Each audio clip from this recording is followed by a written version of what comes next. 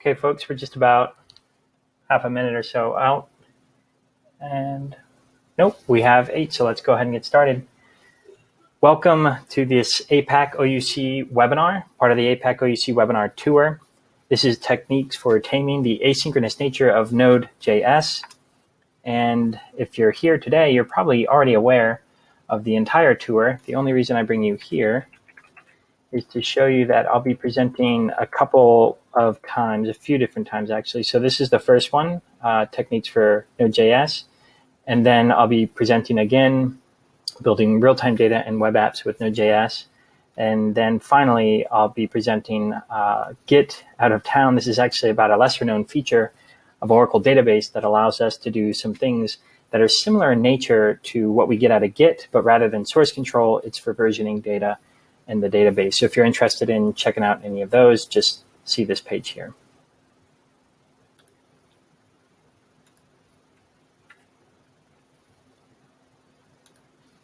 Brief safe harbor statement, just don't do anything silly and go out and make any purchasing decisions based on what you see here today. A little bit about myself. My name is Dan McGhan. I'm an Oracle developer advocate. I focus primarily on the JavaScript and HTML5 communities. My contact info is on the screen, both email and Twitter. If you want to reach out and get in touch, please do. I'd love to hear from you. And my blog, JSAO, JavaScript and Oracle.io is at the bottom as well. So feel free to check that out if you're interested. Here's an overview of the agenda that we'll be working through today. I'm going to start off talking a little bit about Node.js, what it is and how it does async programming. And then the rest of the steps, we're really just going to work through different patterns using Node.js to complete a database transaction. Let's start with a little bit of background on Node.js. So what is Node.js? It's basically a server-side platform for running and executing JavaScript code. This is interesting because prior to Node, JavaScript was just a browser-based language, but now we can run one language in both the front end and the back end, which really reduces context, the mental context switching that happens when you have to work with multiple languages and different front end, back end, and mid tiers and so on. The package ecosystem that Node.js uses is known as the Node Package Manager, or NPM. It's now the world's largest repo of open source libraries. So when you get started with Node, just know that there's a bunch of code already out there that you can leverage in your applications to get up and running really fast. Node.js is built on Chrome's V8 JavaScript engine. Basically, every browser manufacturer has their own JavaScript engine, and Google Chrome's V8 is known to be one of the very best. So it makes Node.js run nice and efficiently. It also is often described as having an event-driven non-blocking I/O model, and that's provided by another library known as libuv. So what exactly does that mean, this asynchronous non-blocking I/O model? Well, basically, when you run Node.js, all of the JavaScript code that you write is going to run in this one single thread known as the main thread. And basically, the idea is you don't want to do anything too resource intensive on that main thread, or anything else that needs to run will have to wait. So that includes disk and network I/O, as well as CPU intensive tasks like encryption and compression, things of that sort. So basically, your code's going to run. And eventually, you'll make an async API call, which will fall into one of two buckets. It's either going to be evented, or it's going to leverage a thread pool. And the evented bucket is really the secret sauce of Node.js. If someone were to ask, what is the best use case of Node.js, it's definitely going to be networking. Node.js does networking very well because it's evented. It works directly with the operating systems, Windows and so on, Linux, Mac, basically to do timers, which are quite simple, but also all the TCP and UDP communication. And TCP includes HTTP, so it's very efficient doing that kind of communication. Everything else will fall into thread pool, and that includes file I/O, DNS, as well as user code. And user code is kind of a big bucket. Also includes the database driver for Node.js, which we'll talk a little bit about in a few minutes. And this thread pool does have a queue in front of it, which is just important to know. In either case, when the asynchronous operation is done, whether it was evented or via the thread pool, the callback function that was passed when you made the original async API call, that callback function will then be added to this event or callback queue, and eventually that function will be executed back on the main thread. That's basically how Node.js works in a nutshell. So let's compare async operations versus sync or synchronous operations. So on the left-hand side here, we see a synchronous operation. It says sync hello world, and we have 2 console logs. And we see the first says hello, and the second says world. And when we run this in Node, we just pass the file name. We get the output hello world, just like we normally expect. Now we can turn that on its head with an async API. And in this example, the async API is set timeout. So set timeout takes a callback function here, as well as the number of milliseconds we want to wait before that callback function is executed. So in this case, it's going to be 2 seconds. So when we run this like this, even though hello is programmatically before world, when we actually run this in Node, we get world before hello. And I do want to show you this. I'm going to switch to, let's see, we'll start with Pathfinder, and I'll just show you kind of the files I'm working with here. I have a few demos I'll be showing you, and then the solutions we're going to work through that demonstrate the patterns we have. And I'm currently in the demos, so we see those same files here. And the one we're looking at right now is the hello world. So if I just type node, hello world, oops, and we do the sync version first, we get hello world. And I can cat that out, and you see it's exactly as we saw before.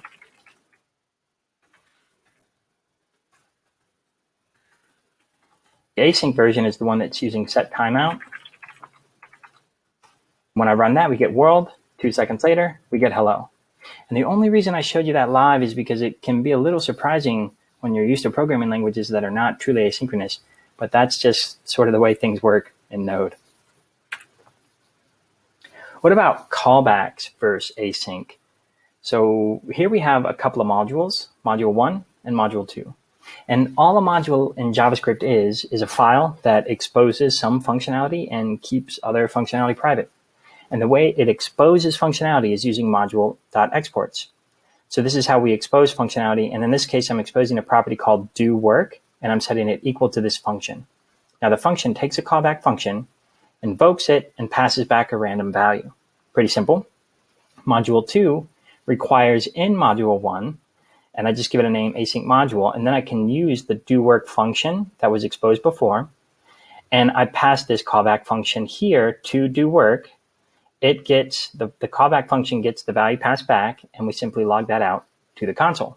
Now, the question is this async? Why or why not? Now, obviously, if I'm asking this question, there's probably a bit of a trick to it. Well, really, the answer is just no, it's not async because I'm not invoking any async APIs here. All of this is JavaScript code, and all that happens when I'm passing this function, this callback function to doWork. doWork is here. It takes the callback, invokes it, and passes a value. All we're doing is having one function invoke another function, and so simply we're adding to the current call stack. To be truly async, we have to have basically a separate call stack. So no, just because you see a callback function, that does not mean that you are looking at some asynchronous code. Now, when folks start using asynchronous code, they often fall victim to a few different issues, and we'll start by looking at a couple of these.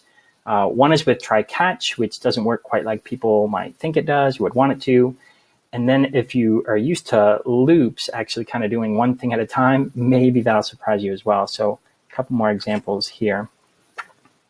And I'll zoom in to make sure everyone's able to see. So let's do the try-catch first. We'll look at the sync version. And you can see what I have here is a simple try, catch, finally block. And so I log out try, and then I throw a new error on the main thread. I catch it, log catch as well as the error. And finally, I log a little something more. Now, the reason I have this code at the bottom here, the set timeout, is because normally after this code is done executing, Node would exit. I didn't want it to, so I just kind of keep Node running for about a minute. And I'll show you why here in a moment. So let's run the sync version. And you can see that I ran the code. We got the try, we got the catch, we can see the error, the stack, and then at the end I can see finally. And the fact that we're not seeing a $sign here tells me that Node is still running. So despite there being an exception on the main thread, we caught it just fine. And we saw finally, and we're still running the Node process. Now I'm going to hit Control-C to kill that. And now I'm going to show you the async version. So this is just a little bit different. In this case, rather than just throw on the main thread, I'm saying within set timeout, throw an error. So 2 seconds in the future. Everything else is pretty much the same, including the timeout at the bottom that just keeps Node running. So let's take a look at what happens when I run this version. We get try and finally immediately. Did you see that? Try and finally, and then it took 2 seconds before the error was thrown. So I got this error here. It says, ouch. Now notice something else. We're seeing the $sign. This tells you that we've exited the Node process, which basically tells you that because we did not handle the error when it occurred, which was in a separate call stack, then the Node process exited. This is something to be aware of. It's kind of a dangerous thing. There are, of course, ways to handle it, but this is just how Node works and really how asynchronous programming in Node works. So let's look at loops next.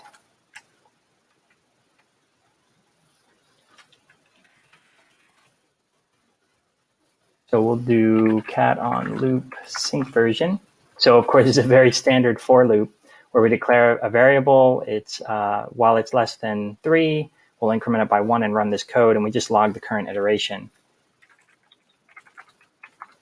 So when I run that, just like we would think, we get our console log outputs. Here's the async version, where basically it's exactly the same, except rather than do the console log directly, I'm putting it within set timeout, so it ends up in a separate call stack in the future.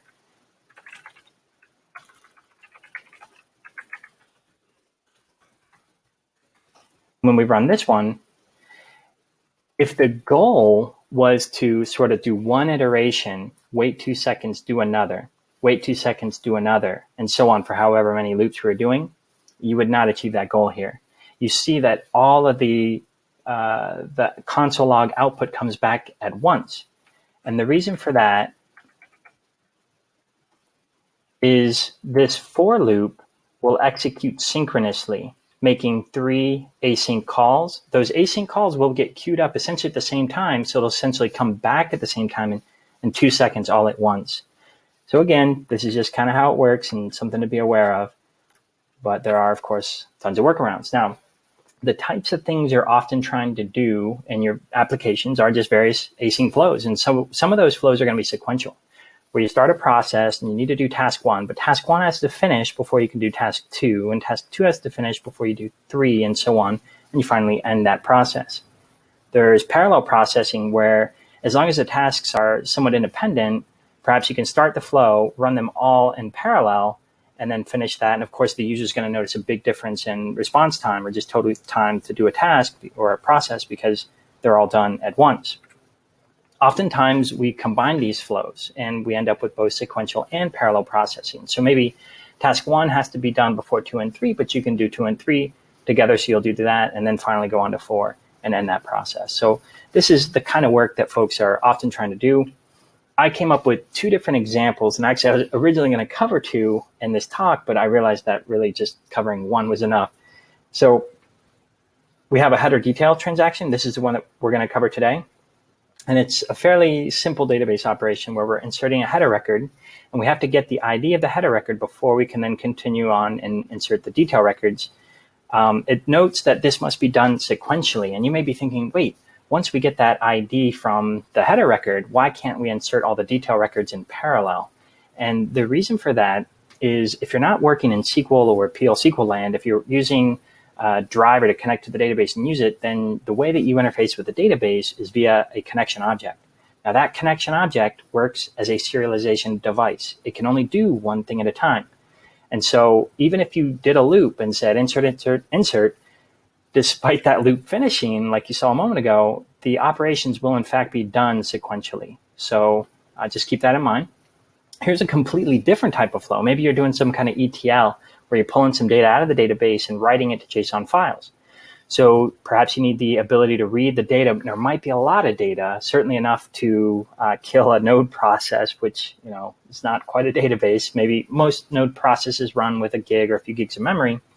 So you need the ability to bring data in smaller chunks. You can't bring it all in at once, so you need that read consistent view of the data.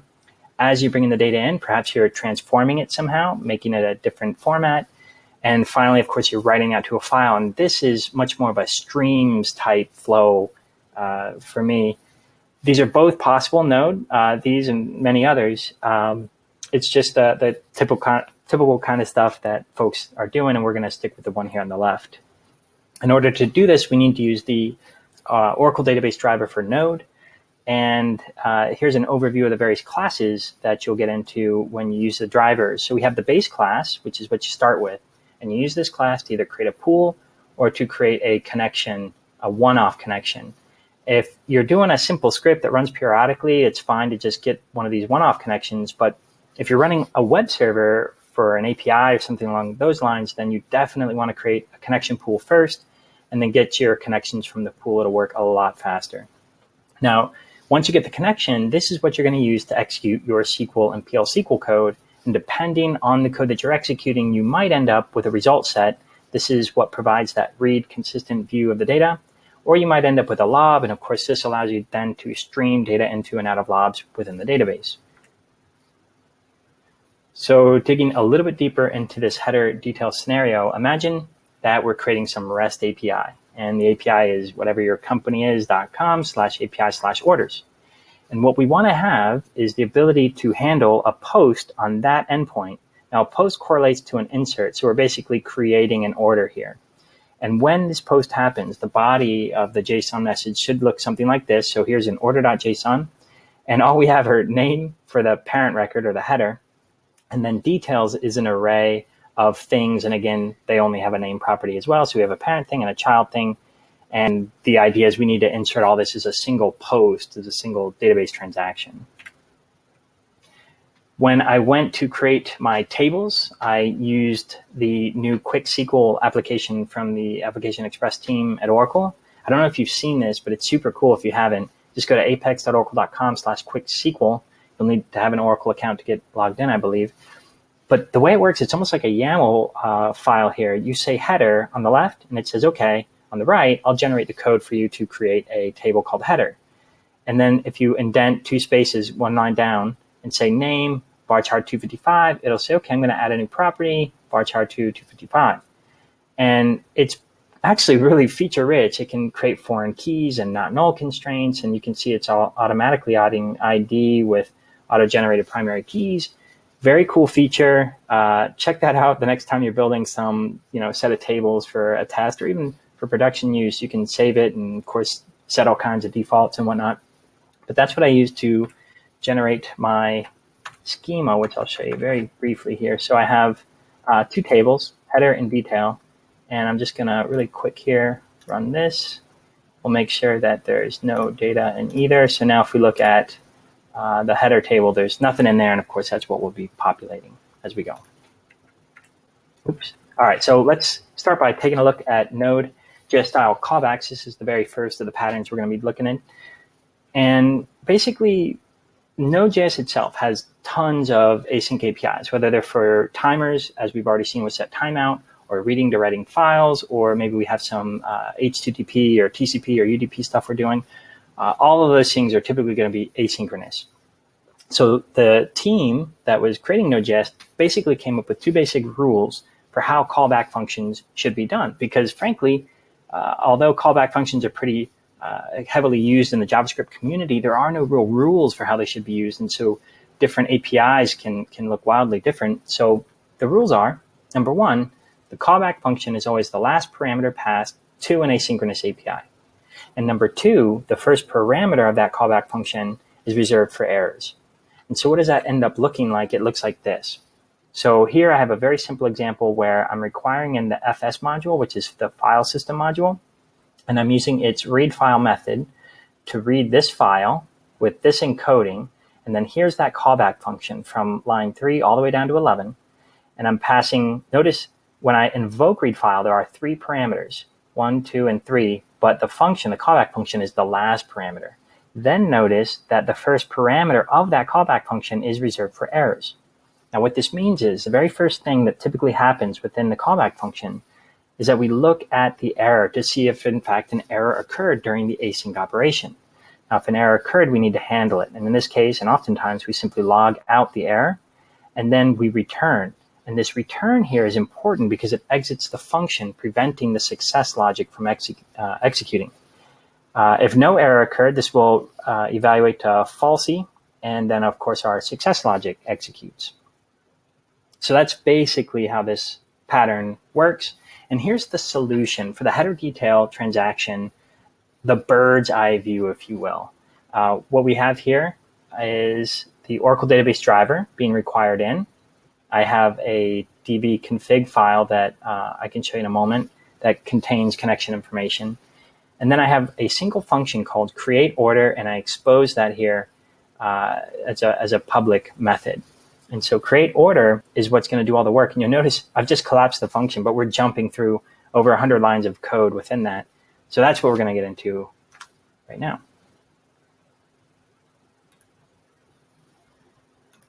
So I'll move over and I'll first show you, the test that I'm using first. Let me close a bunch of these files. We'll just reopen them as we go. Okay, so we have the solution one test. And what the test file does is it brings in the actual code file or the module that does the transaction. Also brings in file system, which we've seen. And then I use file system to read the order.json, which is just like that image you saw before. It has the header record and the 3 detail records, all with just name properties. So once we have the order, I can then invoke create order, pass the order along, as well as a callback function that will tell us if the order was successfully created or if it wasn't, right? So now let's look at the actual solution. So you see here, I'm bringing in the database driver. I'm bringing in the configuration file, which I did say I would show you. So I'll show you that real fast. And it's, as you can see, very simple. I'm just exporting an object, which has my user, password, and connect string.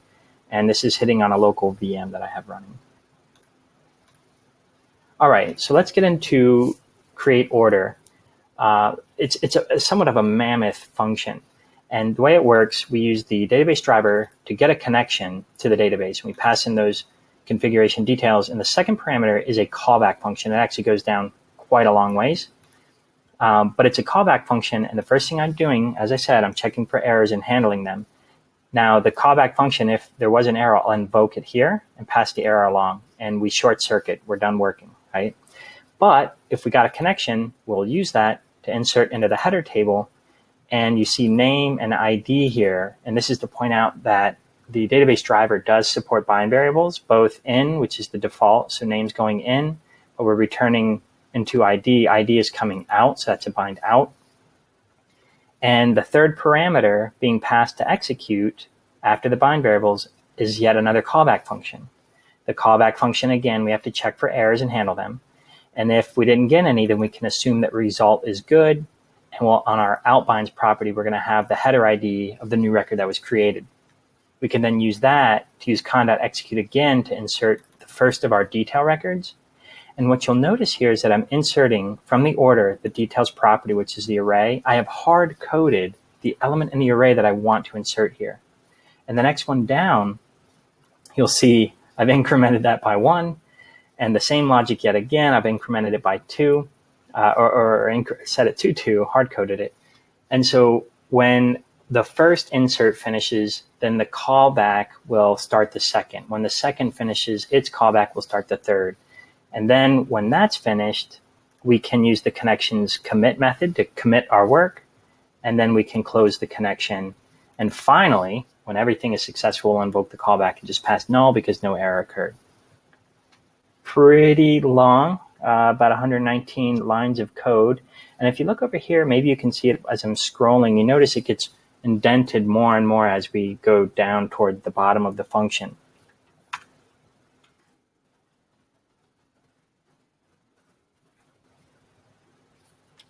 Oops. Before I talk about it, let's just run it, make sure it works. So here we have all of our test files. So I'm going to do node solution1 test. I'll run that. And it takes a little bit to get a connection, but once it has a connection, it runs quite quickly. So it's done.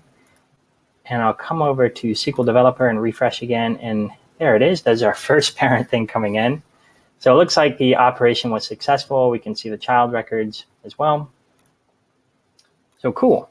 It worked. You know what they say about live demos. All right. So on the good side, with this pattern, it works. On the bad side, of course, that indentation I was pointing out a moment ago, that's what we call the pyramid of doom. It's also called callback hell. It's a situation that can get a little sticky, especially when you have more complex flows than the one I'm showing you here. Also, I was unable to handle arbitrary collection lengths using this. It was very hard to maintain. There's a whole lot of code going on. So it works, but maybe not the best solution. The first step in fixing this is not to jump to one of the other patterns, but to use something we can do in JavaScript anytime. And that's use named functions over anonymous functions. And so here's solution 2. It's really the same pattern. Everything's pretty much the same, except now I've switched from anonymous functions to named. And so immediately I think it starts to stand out. Well, number one, fewer lines of code. Number two, the named function approach tends to help with self-documenting the code. It's just overall going to be easier to maintain this code and going forward. So it all starts with that create order. Let's dive into the code, take a look. The solution 2 test is exactly like solution 1 test, just bringing in the other file. So we'll open up solution 2 and see what's going on here. So just like before, we start with create order. We're passed in the order as well as a callback. And the very first thing I'm doing is insert header. I'm invoking the named function defined below.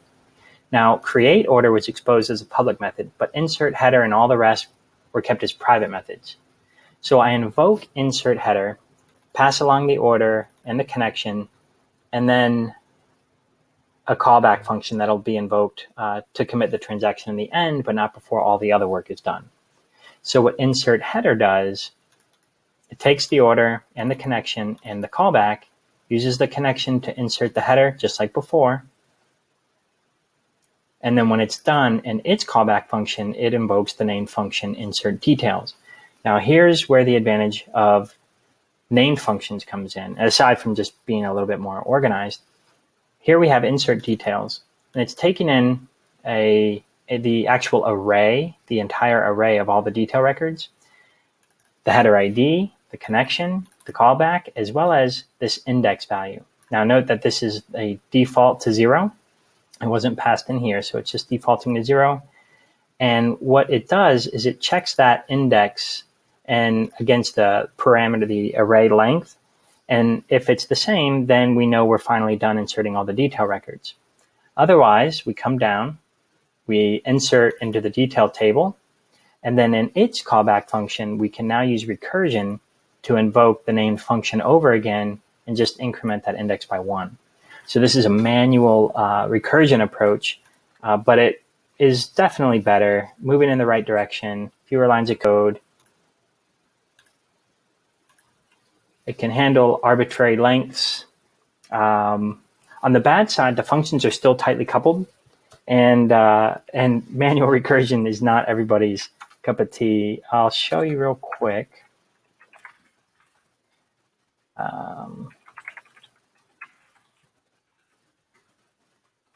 We'll run solution 2 test. Seems to have worked. We'll refresh. And there's our second thing. So far, so good. All right, let's look at another pattern. At this point, we're going to move out of the node style callbacks and get into the async module. So the async module is not included with Node.js. It's definitely one of the most popular third-party modules ever. But because it's not included by default, you have to install it using that package manager I mentioned before, the Node package manager. So with the command line, you just do an npm install async. The -- save here just adds async to the manifest file so it can track dependencies. Down here, you'll see async basically extends the Node.js callback pattern. So it builds on that pattern that you just learned and takes it to a whole new level. Basically, once you bring in async, you'll have access to its over 70 methods for all kinds of different async flows. And if you take a look at Async Doc, I'll show you that briefly here. You'll see that Async Doc is basically broken up into 3 parts or 3 categories. There's collections, there's control flow here, and then there's utils. And so I've just shown a few of those here. But obviously, collection methods are meant to work with arrays or collection-like objects. Control flow for different kinds of flow. There's some simple ones in here like series and waterfall, and some complex ones like queue. That would be kind of hard to do on your own, but it's sort of built in here for you. And then, of course, there's util methods like asyncify, which can take a synchronous method and make it asynchronous so it can work with some of these other methods, that kind of stuff. So here's what the solution looks like when we involve async. So the first difference you're going to notice is that we're bringing in async at the very top, once we've installed it, of course. And again, we have our create order. The main difference is I'm using async's series method here. And series will take in 2 parameters, the first of which is an array of functions. And the last parameter is just a function. Now, the way it works is that async basically executes each of these functions after the last one is finished. And it'll execute the last function when all the functions in the array have finished, or as soon as an error occurs, and then it'll skip the last. Now, for this to work, all of the functions that you pass in this array have to have the same signature. Basically, async is going to pass you a callback function that you invoke to let async know that it can move on to the next function. And async uses this and similar patterns quite a bit. So once you learn to use 1 or 2 of their methods, it's typically pretty easy to learn some of the others as well. So let's take a look at this solution. Again, the actual test for this one, just like solution 2, just a different file. And here we have the actual solution. So I'm using this series method. We can actually see the bodies now. So get connection is just going to get the connection. And note that this callback function is invoked here if an error occurs or if we're successful, but only after we assign the connection that it gets to a variable higher up in scope so that all the other functions in this series have access to the connection. So then once we have the connection, we invoke the callback that tells async to move on to insert the header. Just like before, it inserts the header and the callback for that. We get the header ID out, assign that higher up in scope as before, and tell async to move on. Then we do the details. Now, here I'm using yet another async method. So up at the very top, we see async series. That's one of the control flow methods. And down here, I'm using one of the collection methods, each series. And so this one works a little bit differently. The first parameter is going to be the array that we want to iterate over. And the second parameter is a function that will be invoked and passed one element from the array, as well as a callback function to say when it should move to the next element in the array. This is basically achieving the same thing that we did with recursion previously, but with a more straightforward API here that async provides. When it's done iterating the array, it will invoke this last function, which we can use to tell async to move on to the next step, which commits the transaction. Once all that's done, then we can close the connection and we're all set. So that is solution 3.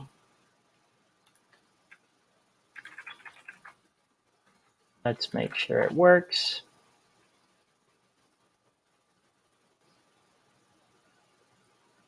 Oh no.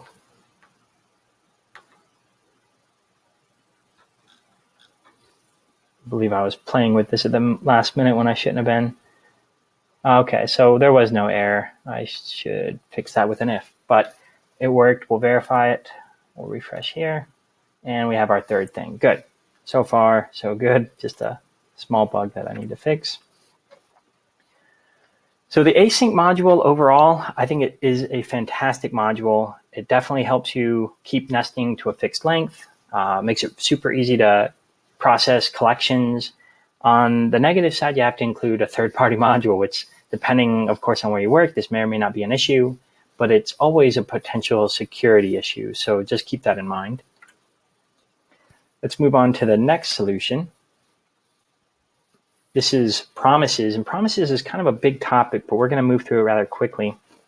At the end, I'll point you to a resource where you can learn a bit more on your own time. Promises are basically a native object that were added to do asynchronous work. So async, the module, existed well before promises were a native part of Node.js. In the beginning, like async, we had to use third-party modules and bring them in to get access to promise functionality, which is just a different way of working with async work. But it's been included now with V8 for a long time. So it's pretty much, it'll be there in whatever version of Node you're using. And the way it works, promises were introduced via a new global object called promise. And we use that. It's a constructor function. We use the new keyword with promise to create a new instance of a promise. And when you do that, you pass in its only parameter is essentially a callback function that has a certain signature. And it has two parameters, resolve and reject, that you'll use to set two important properties of the promise instance, its state and its value. And so when you first create a promise, its state will be pending. And if you then invoke resolve, then it will become resolved. And if you invoke reject, then it becomes rejected. And when you invoke resolve or reject, you can pass a value. Typically with reject, you're going to pass an error, an instance of the error class. And the value or the error that you pass will become the promise's value. And once you change the state, once you resolve or reject and pass the value or don't, then those values are immutable. Promise instances also have two methods, then and catch, and you can use these for control flow and also to simulate try-catch, but basically say what should happen when the state changes and get the value and that kind of thing. Maybe a little bit easier to understand with an example, but here's the bird's eye view of our create order using promises. One of the major differences that I've done here is on line 5 all the way to 82, where in the create order function, the very first thing we do is return a new promise. So a new promise instance, and you see that resolver function coming in here. So somewhere in the body of all this code, we're going to be invoking resolve or reject if a problem occurs. And that will then change the state of the promise instance that we're returning out right here. So it makes a little bit more sense when we see it. But before I show you the rest of the code, I do want to mention one other thing. Now, here, I'm manually creating a promise as part of my code. And below that, on line 10, for example, I'm invoking an API of the driver that is essentially overloaded to create promises for you. So this is the same, these are the same methods I was using before with the driver, get connection. But the way the driver works, if I don't pass a callback function, in this case is the second parameter, then the driver returns a promise. And of course, that promise instance has a then method. So I can use that to get the connection and do something and then do this chaining that we'll see in the bulk of the code. But just know that the driver's overloaded to support promises already. I want to show you the test file for this one. Because it's promise-based, we don't want to use the callback functions that we saw before. So remember before in the test, we're doing a callback function. In this case, solution 4, we're doing a promise-based API. So I bring in the order module and I call create order, which we saw it returns a promise. So I can use then and just log out done. I can use the catch method and log out, if a problem occurs. So let's look at the actual code, do a brief walkthrough. All right, so again, I'm returning out the promise. And here you see I'm using get connection, the promise API with then. Then gives me my connection. And what I'm doing is saying return the result of calling con.execute. Now, unlike before, I'm not passing a callback function to execute. right? We don't see that as the third parameter here. So what happens, the driver says, I'm going to return a promise. That promise gets returned to this then call, and essentially the next then call will not be invoked until that promise is resolved, until the execute has finished. So this then call has our result, and I should say if an error occurs, the subsequent thens are skipped until the next error handler is in there, which is this one here. You see a then call with two functions. The first one is always for success of the previous operation. The second one is always for errors. There's also catch, which is at the very bottom. So we execute the insert into header. That gives us our result. We get our header ID. Now, this is the tricky part with promises. Promises are not very good at iterating over collections. Something that was quite easy with async is not so easy with promises. Don't worry, though. You don't actually have to do this, but I'll just show you what the problem was. So we would declare a variable called a promise chain. We had to kickstart it off by invoking promise resolve, which gave us an instance of a resolved promise. The reason we did that is so that we could loop through the detail records. Remember, there's 3 records. So it's going to iterate 3 times synchronously, and it's going to build up this promise chain, essentially appending onto itself with then calls, inserting the detail records. It's tricky. It's hard to maintain. It's not the kind of thing I recommend you do, but this is the way it worked before we get into the next pattern that we'll look at in a moment. Once we execute the child records going in, then we can commit the transaction. If an error occurs, we can roll it back. And then, of course, finally, at the very bottom, I'm using resolve to resolve the promise or reject to reject it.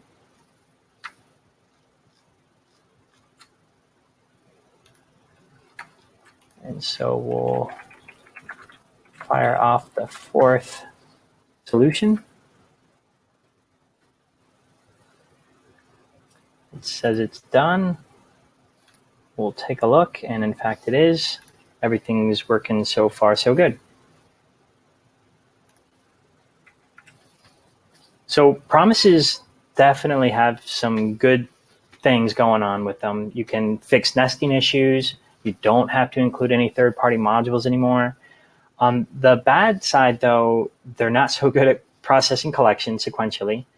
And there's definitely a learning curve. Whereas most folks are somewhat comfortable using callback functions in JavaScript, the way that promises work can be a little different and has a little learning curve associated with it. So just keep that in mind. However, the next thing that we're going to look at, the next pattern, builds on top of promises. So it's still very important to learn to use promises so that you can leverage the next thing we're going to look at, which is async functions, also known as async await. Async await is essentially a new feature of JavaScript. And as far as I'm concerned, it's the coolest thing to happen to JavaScript since Ajax. Basically, some new keywords were introduced that allow us to write asynchronous code in a synchronous manner. So this basically was inherited functionality from V8, the JavaScript engine. And the version of V8 that brought the functionality first came in Node 7.6, but most folks are going to be using it with version 8.0 of Node or above. Again, it builds on promises. Super easy to use. You basically put the keyword async in front of a function. And then within that function, you can use another keyword, await. And basically, await is your way of telling the runtime to wait for the return of a promise before moving to the next line of code. Super, super cool. So here's the solution using async await. You may notice the fewest lines of code we've seen yet, but it also just tends to read better. Let's take a look here. So we have the bird's eye view. We're creating the order. And again, just like before, we're returning a new promise. So we're kind of combining the promise API with async await. So on line 9 here, you see a try block. Now remember, before I mentioned, you cannot do try with async operations. Well, async await changes that. With async await, not only can we do try, we can also do loops. We can do pretty much any of the things that we couldn't do before because of async stuff. Now we can finally do it again. So all we have to do is when we have an API that returns a promise, we put in front of the function here, async. That makes this callback function an asynchronous function. which gives us access to the await keyword. So I can say try con equals await the result of this invocation here. And so it will not go on to the rest of the code until that promise is resolved, and then it'll go execute the next line of code, and then the next line, and so on. It's a beautiful feature. It'll make a little more sense, I think, when we get into the code. So let's do that. And you'll see the test for this one is using try catch as well. So I'm using the async function test solution. I'm invoking that at the bottom, and I try the order module create order. I await it. If it finishes, we get to this point, we're done. If an error occurs, we can catch it and log it out. So a little bit different there. And here is the solution. All right, so here's why async await is so cool. So all we're doing within this try block is I'm saying await get connection. And if this succeeds, the value that the promise would normally resolve is returned. And so we actually get the connection. And then I can say the result will be await con.execute. And so again, it's not going to continue on to any of the other lines of code until this promise is resolved. Of course, then we'll have our result. Now the result gives us our header ID. And then here's a loop. So I'm doing a standard for loop in JavaScript. But within the loop, I'm saying await. So remember before when we saw that demo where basically the for loop just ran synchronously and queued up a bunch of async operations to run behind the scenes? Well, that's not going to happen here.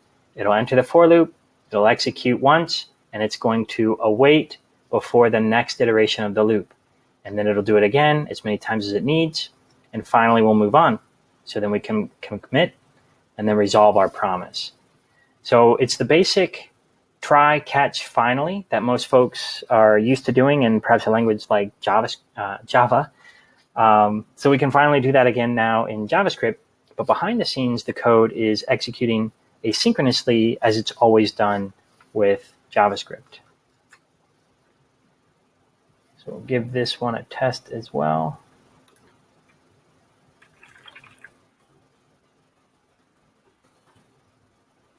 Fingers crossed. It says it's done. Perfect. And you can just check your version of Node. Make sure you're on 7.6 or above if you want to use async await. And we'll refresh here. Beautiful. So we have all 5 parent things. And of course, the child records are there as well.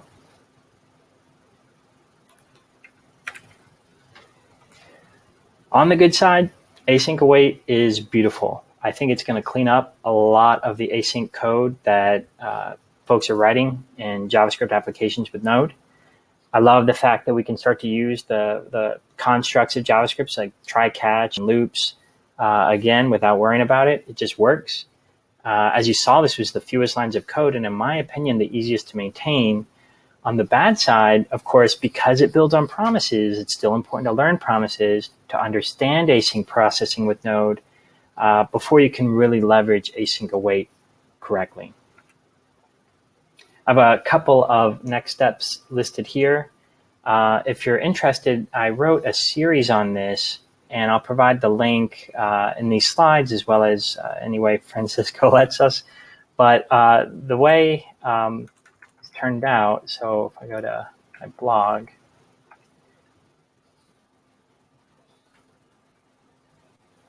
so it all starts with this one. This is how to get using close the database connection using various async patterns. And this links to a few of the others, more toward the bottom. But there's a lot of explanation of concepts here. And you'll see some links at the bottom to different patterns. The difference between this blog post and this webinar is that the blog posts are a much simpler use case, where the demo app at the bottom is literally just getting a connection and executing a query.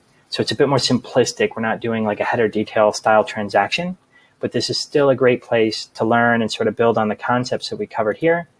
And then, of course, if you're interested, I can supply the code as well as the presentation, this code.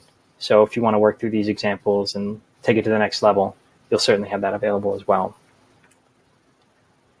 All right, I'm going to open it up to any questions in the queue. So if you have any questions, feel free to ask.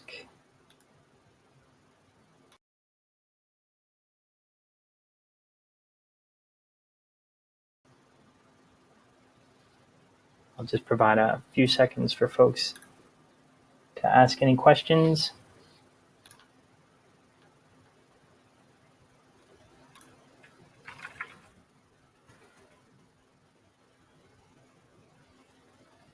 All right, looks like we have no questions in the queue. Just want to say thank you very much for joining me this evening. Thanks also very much to Francisco for setting up not only this webinar, but the entire tour. If anybody would like, feel free to email me if you have any questions and if you would like access to the code. Thanks again. Have a good one. Bye.